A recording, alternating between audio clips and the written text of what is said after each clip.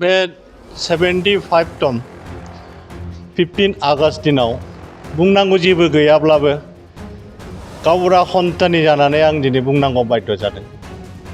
बाध्यआ गावबुराफ्रा दे BTC मोनखांनायनि उनाव दिनै बिटिआर मोनफैबाय। बिटिआरनि समाव सरकारा गावबुराफोरनि जेनाखि मोनथाय बे मोनथायखौ दिनैसिम सुफुंना होआखै। जोङो होआखै नङा होदों, थाङाखै नङा थांदों। जोंनि गावबुरानि डिपार्टमेन्ट अएसए जोङो श्रीजुत रन्जित बसुमतारी इएम सारनाव जोङो थाङाखैना थांदों, खनबा थांबाय, लोगो हमहैबाय, रायलायबाय। बिनि सायाव दिनैसिम बिथाङा जोंनिसिम येस आरो नो बिनि खुनु माबानो गैया, एन्सारानो गैया। दा बेवहाय जोंहा मोनसे खुद्रिसार जानानै जोङो थांनाय 16 एप्रिल दानाव जोङो धरना कार्यसुचि लादोंमोन। बे धरना कार्यसुचि जों लानायनि उनाव जोङो आरो गिबि पुनराय जोङो मेम'रेन्डाम डिसिनि आखाइजों होदों आरो प्रमद बिथांनिसिमबो जोङो करियार जगै खुनथाम फाथायहरदों। मोनफ्रोमबो डिपार्टमेन्टआवनो जोङो फाथायहरजोबदोंमोन, खिन्थु दिनै जोंनि सोमोन्दै बा गावबुराफोरनि सोमोन्दै दिनैसिम खुनु सावरायनाय जाया। मानोना गावबुराफ्रा गोदो आन्दलन समाव गावनि जानायखौ दोनथ'नानैबाबो बन फाननानै जाग्रा जा, मागिनानै जाग्रा जा, बिथांमोननि नामखौ लानानैबाबो जोङो थाइसे खरि खांनानै, थाइसे खेन्दा खांनानै जोङो बड'लेण्ड मुभमेन्टआव जोङो बयनिफ्रायबो गिनानै जोङो एफा खेन्दा सहाय होनानै जों हरदोंमोन। नाथाय आसा होदोंमोन दे सिगाङाव गावबुराफोरनो माबा मोनसे होनांगौ होननानै, खिन्थु दिनैसिम सरकार मोननै मोनथाम थांब्लाबो, हान्जा मोननै मोनथाम थांब्लाबो दिनै सुफुंसारनाय होनाय जायाखै। दिनै बेखौनो दिनै 75 टन 15 आगस्ट दिनाव जोङो फिरफिला बिरहोनायजों लोगोसे जोंनाव गोसोआव दाहा लानानै जोङो दान्दिसे बेखौनो सावरायनाय जादोंमोन दे। सावरायनायाव जोङो मोनाब्ला, जोंखौ जुदि सनमानखौ होआबा जोंहा गावबुरा जानानै मा दङ फालाय, जेबो ओंथि गैया। दिनै बर' समाज जा, गुबुन समाज जा, माबा मोनसे गामियाव जुदि गामि बेंनांगौब्ला गावबुरा नङाबा जाया। दिनै गावबुराफ्रासो गामिखौ बेङो, गामियाव मा जादों जायाखै बेखौ मोजां गाज्रिखौ नायबिजिरनानै सुस्रांनानै होयो। दिनै बर'फोरनो, बिसेसकै बर'फ्रा बाद बिबादखौ जुदि लायोब्ला बिसेसकै गावबुरायानो गाहाय निथि जानानै दिनै फालिबोदों।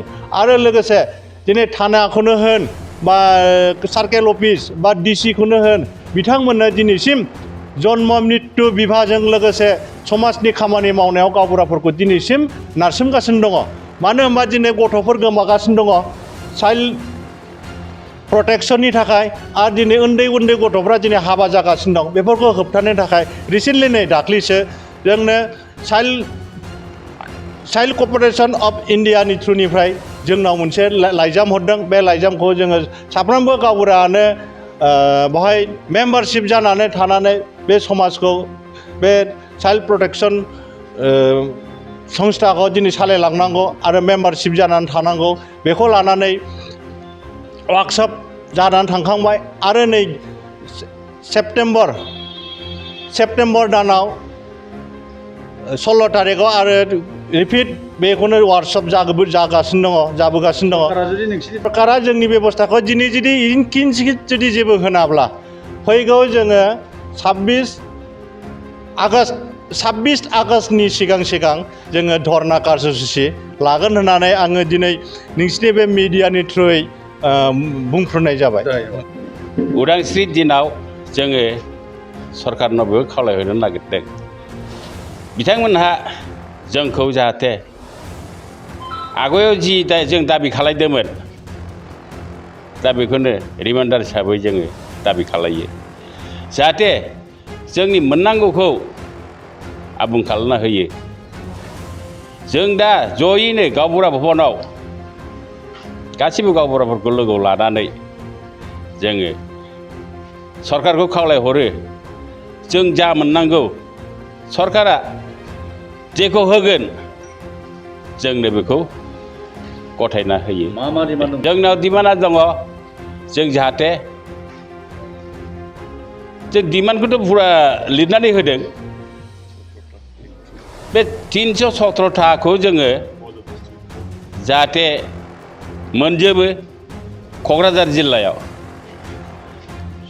चिराङाव जाबाय 172 लाट गावबुरा हिसाबै जोङो डिमान्ड खालायदों बे बायदिसिना दंनायमानि जोङो गासिबो जों सरकारनि खाथियाव लिरनानै गथायखादों जाहाथे जोंनो अनतिफलमैनो बेखौ आदाय खालामना होयो बेखौनो जों खावलायबाय बाइक अनसायगिरिफोरनि थाखाय मोनसे मोजां खौरां